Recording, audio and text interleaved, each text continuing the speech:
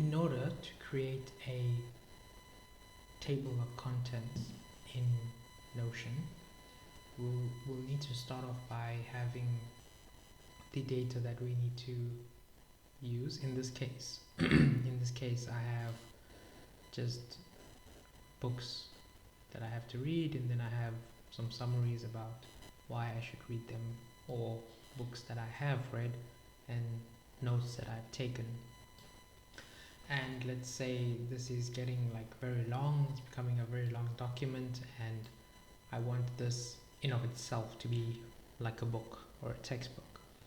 What I can do is create a table of contents to help navigate to each part, and also give other people that look at it a view on everything that's in the page. So we'll pick a section to put it in, and we'll type slash, oops, wrong section. We'll type slash, and we can type the word table, and we can see right here the block for us to use is here, and when we click on it, it will automatically create the table for us.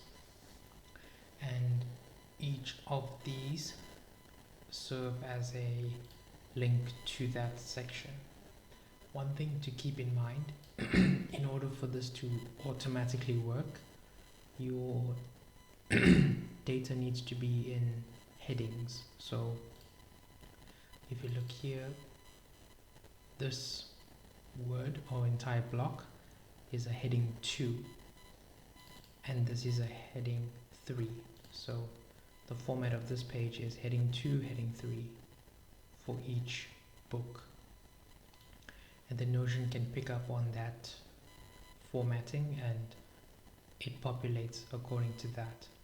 Normally this will be heading 1, and then subsequent headings will be heading 2, and then you can have like subheadings or subtopics as heading 3, and then your text.